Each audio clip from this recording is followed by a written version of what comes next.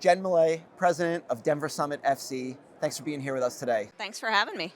So it's not easy to launch a new professional soccer team. I'm curious if you can give us an update of how it's going and kind of where you Yeah. guys are at in the process. Yeah, well, this is my second club in 3 years. So I was part of the leadership team that launched Bay FC in 2024, and now landed in Denver this past summer to bring this club to market. I learned a lot in that first expansion launch, but one of the most exciting things that's happening in Denver and across women's sports is just the momentum for women's sports. So even the robust fandom that we've seen in Denver for this club before we had a name, before we had a logo, was tremendous. And so I knew in joining that we had this groundswell of support. But it is fast. So the biggest difference for us, and not only are we standing up a business side, a sporting side, in a year where there is no draft, so this was all our sporting side done in free agency, but we also have 3 massive infrastructure projects happening simultaneously. So Performance Center, a temporary stadium, and a permanent stadium in Denver. All are projects that are under works where we're meeting 3 to 4 hours a day just specifically on those things. So there's a couple points there I want to follow up and Yeah. touch on, but we'll get to that. Yeah. I guess, NWSL expansion has become so competitive, and I'm wondering why Denver made sense, because there are a lot of great markets that Yeah. were bidding for these opportunities, and Yeah. you guys prevailed ultimately. Yeah, I think there's a couple things with Denver in particular. So one is Denver is home to some of the most rabid fans of sports in the country and maybe in the world. And we knew that bringing a women's team there for the first time was going to be meaningful and impactful. The second is that Denver and Colorado produce some of the best, U.S. women's national team players in the country. So per capita, they produce probably some of the most, or I think they're number 1 per capita in U.S. women's team players, national team players, and also in collegiate, like D1 soccer players. So it's a hotbed for the sport itself. And we knew that just fans were going to embrace that. We knew there was a massive youth culture that was invested in soccer. And the other piece for Colorado in particular is that, we play in the summer. When we talk about bringing women's sports there was meaningful, but bringing a sport to Colorado where people are going to be able to enjoy it outdoors in the summer was important too. So, out of the gate, I think Denver just showed up in their bid package in a really aggressive, but also just like impactful way for the league.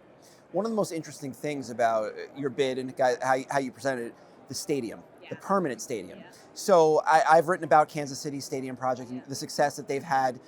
Jess Berman was here earlier, and she was talking about it's not mandatory for the future, but it certainly helps. Yeah. Why such an effort to build a permanent stadium, and how did you make that a reality? Yeah. I mean, it's incredibly important to the economics of women's sports to have a stadium that you can own and operate. I think from the league's perspective, right, the ability to control scheduling for your club, which is a massive pain point for us in NWSL, is important. Not just for, like the league itself, but for broadcast, right, to be able to pick the windows in which we can play. From a club and an ownership perspective, when you think about the revenue streams associated with controlling your own venue, food and beverage, parking, rental agreements, it's material. And I think when you want to talk about an evaluation of a club without that real estate piece, you're somewhat capped in terms of what you're going to do, especially when we talk about sponsorship revenue and partnership revenue. Without having a naming rights deal, without having pouring rights, in your building entitlement spaces, that revenue piece is meaningful. And I've, worked in a club that was a tenant, and you really miss out on those bigger packages and platforms without your own permanent, real estate. And I think the last piece is for players and fans, right? Players want to come, and we saw this, again, in a season that was free agency. They want to know that ownership is investing in them with facilities that are purpose-built for them. And so when we were having conversations with players about joining us, the first question was, am I playing on natural grass? And the second is, what is the facility setup? And so, all of those things together are really important.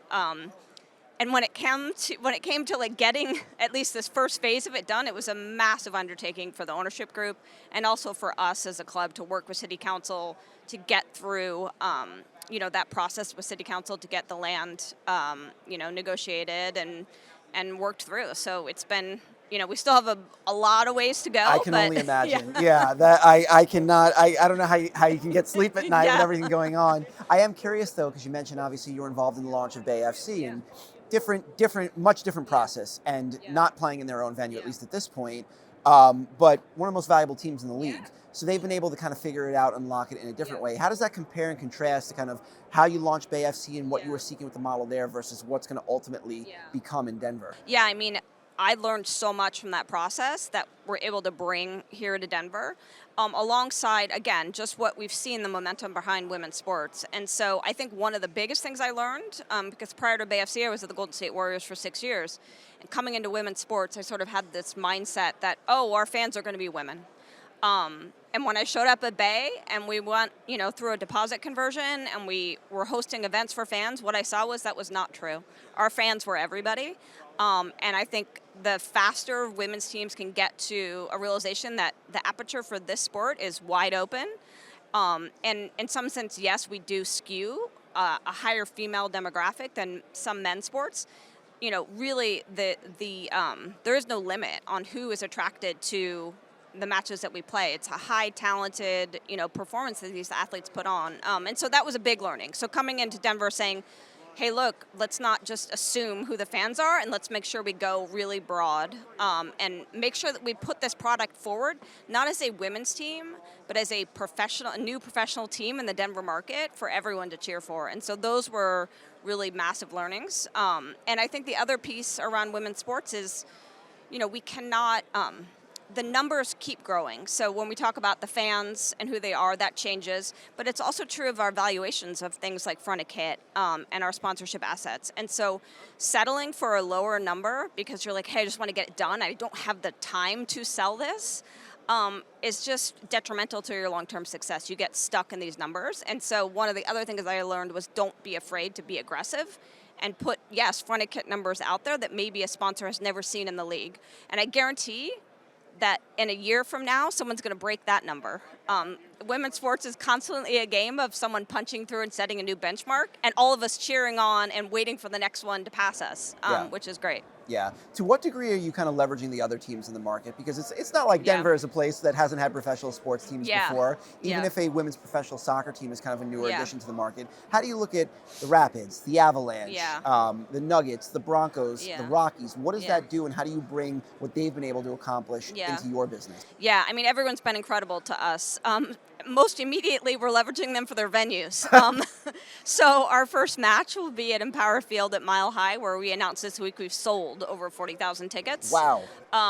We expect to break the NWSL, single game record. We've already broken it for revenue. It's just, at this point, with 6 weeks to go, we feel like we have the record in hand. So the Broncos have been incredible on that level. We'll play a couple games also out at Dick's Sporting Goods Park until our temp stadium's done. So from a baseline, they've been amazing to us. Understanding the timeline that we're on and the help we might need, and so that's been probably the most immediate. But always like phone calls away for ideas, sharing about. What is the marketing strategy that works? As we bring in just key roles, chief financial officer, general counsel, everyone has been embraced by their counterparts, and just shared best practices and what they've seen, on theme nights and things that have worked well. So it's been amazing. What's been the impact of ownership? And, also specifically, you've had the opportunity to add some celebrity limited partners to the group, Michaela Schiffer and Peyton Manning. So I'm wondering kind of how ownership has kind of taken to this new opportunity and what bringing in these kinds of partners has done for the group. Yeah, we're so lucky. I mean, our ownership group is really unique in that we have a number of like 4th and 5th generation Coloradan families that are part of this group. And this is really a legacy project for them. It's a community project for them. And everyone kind of rolls up their sleeves and gets to work. Having Peyton as part of the group, having Michaela as part of the group is obviously super exciting for us. They're not always as accessible. Michaela right now is competing, She's a little busy. in the Olympics. But they're amazing to, plug in and, spin ideas with, and also just help sort of promote the club, community efforts, goodwill efforts. And so, that piece for us has been super fun to lean into. And as we get going in this first season, we're hoping we'll be able to come up with more ways to integrate them into the work. Being part of any professional sports league is kind of being like part of a club or a set. And I'm wondering how you're thinking about kind of the league level trends coming down the pipe. Obviously, the league has done great on the sponsorship side. Before you guys entered, they had a big media rights step up, and there's a new media rights deal, not coming up not too far in the future. How are you thinking about those national league level revenue streams and how that can impact Denver? Yeah, I mean, the league's amazing to work with. They understand we're a young league, and rules and guidelines that exist in other leagues, while they're good sort of starting points, they cannot be set in stone. We're just too dynamic. Things are moving too quickly for us. And so they are true collaborators and partners with us on these projects. I think when we talk about media rights and their sponsorship elements, I mean, I think we are all motivated at the club level to really invest and tune in. I think it's very easy at the club level sometimes to just really be focused on your individual, like ticketing revenue for a match. And when the team's on the road, you're like, oh my God, thank God we have a break this week. The team's on the road. It cannot be the focus. We have to help and drive that tune in to create that value to make sure that this media rights deal that's going to come forward is impactful for all of us. And so I think as clubs, this year we're really all mindful of how we're going to partner together with the league to do that. And then similarly on the sponsorship front, the league is moving forward in a really great direction with partners they're bringing on, and so I think it's a collaboration. There's a healthy tension, I would say, sometimes around the categories they sell, the exclusivity that comes with that, and how we can still create value at the league level or at the club level. But again, the league is open to that feedback and dialogue, so it's been good. Well, what's interesting, you talk about feedback and dialogue. Obviously, kind of the most important storyline of the offseason was whether Trinity Rodman was going to kind of leave NWSL and go elsewhere overseas. Keeping her in the league is kind of a groundbreaking thing. And when you've seen other top talent like Naomi Gurmo or Alyssa Thompson go overseas, it's going to take a lot for NWSL to remain the most talented league in the world. How are you thinking about kind of the future of player spending from Denver's perspective? Well, what was funny was the whole time when this Trinity saga was unfolding, we were making amazing progress with U.S. women's national team captain Lindsay Heaps, right, to bring her home. And so we're over here going, wait, but don't worry. They also come back to NWSL. Yeah. And so I think that's a really important narrative. And I would say things that this ownership group is doing with the infrastructure investment, with advocating, for the high impact player rule is what's going to bring that talent back. I have been to Europe and watched matches. It's amazing. The style of play is amazing. The coaching is amazing. Their facilities are not. Where the women train and often play, it's just not at the same level. You're not going to have 40,000 fans at some of these parks. And I think that, the commercial opportunity for these players is also here in the States. And so I think as the league continues to invest, as they have owners that continue to invest, we're going to see more of that migration come this way, and we will be the predominant, women's league for soccer. Well, to your point, we have this ever-evolving arms race for facilities. Yeah. Mostly in the NWSL, it's been about practice facilities more than stadiums. But how are you thinking about institutional capital, whether it's on the equity side or the financing side, to kind of fund these projects or kind of help grow the club when you hit these points where you can really seize growth? Yeah, I mean, it's important, right? It's massively important. I think our ownership group started out, with one model of hey, this is what's going to cost to do this, and obviously that's changed dramatically because that's what happens with construction projects.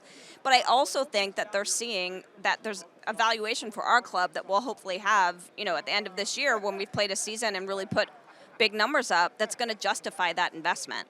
And so it's up to us, really, on the business side to prove that case, to, put up a pretty big ticketing number, to put up a massive sponsorship number, and make sure that we're doing all the things to be good stewards of the investment that these groups are making in us. Yeah. So you mentioned 6 weeks away. Yeah. I can imagine only what it's going to take to get everything to go from there. Let's say we're having this conversation a year from now. Yeah. Year one's in the books. Yeah. What would you have liked to accomplish? What would you like to sit here and say, this is what we did great? Yeah, I would say that for us, it's delivering on these revenue expectations that our ownership group has for us. Give us a sense of what those are. I mean, I would say we want to be top 3 in the league out of the gate. And I think from lofty. Yeah, and especially from having the lead time that we've had to do it. And not having your venue yet. Yeah. But I think that's within grasp if we do everything right. Yeah. I think, delivering a fan experience, so a really strong NPS score, for us is important. We're moving our fans who showed up day one early through a couple of different buildings. They're on a little journey with us as we get up here and going, and some of those buildings we don't control. Yeah. But how do we make sure that when we go to renewals for next year, the fans are like, hey, we get it. We're going to give you guys grace, but we had an amazing season with you, and we're really happy about being part of this club. So I think, NPS is a big, and our season ticket member renewals be a big thing. And then just from a brand perspective, right, I think we've seen so many amazing stories and launches of especially expansion clubs, right? The Valkyries here in San Francisco. Yeah. And so how do we, punch above our weight as a women's team in Denver and really set a mark for what a brand experience can be for fans in the market, but even fans outside the market. What is that awareness and affinity for our brand? And so what's that storytelling we can do to really connect to people? So the other side of that is, what are you worried about? What keeps you up at night? What could go wrong in the next year? Yeah, I mean, it is really, we've got an amazing, exec team that we put together, amazing staff we're building. The folks are all in. And honestly, I think our mission statement as a club is prove them right. For so long in women's sports, everything has been set up as the underdog and the opposition, and you had to prove you were worthy of existing. And we have so many people that believe in us, from players that joined in free agency to employees that left other, leagues and teams and other jobs to come to work for us. Ownership group that's willing to invest all this capital in us. And fans that showed up, we're 40,000 fans coming to our first match. And so our mantra is truly let's prove them right, that their time spent with us, their investment in us is worth it. And so what keeps me up at night truly is how are we going to get this all done? It's just time on the timeline that we're on. But everyone's motivated to show up every day and prove that, women's sports can be a successful entity. It's not just a one-off fluke. We're here, so. Before I let you go, what else do we need to know about Denver Summit going into year one? Oh my gosh. Well, what I'm most excited about, and I've spent so much time on the business side that I really haven't delved as much in on sporting, but I think we're going to be good. I think. Well, if you look at MLS San Diego year one, they were great. I mean, yeah. So I feel like what I am hoping for, obviously, in a first season, it's hard. Expansion is hard on everybody, including players. You throw everybody in, and you hope. You did it right. You hope you have that chemistry. But I think that so far, our players have had an exceptional first few weeks with us. Their vibe is great. It feels like they're really gelling as a group. And so what I hadn't accounted for was how competitive we're going to be in this first season on the pitch. But I think we will be competitive in this league, and it's really exciting.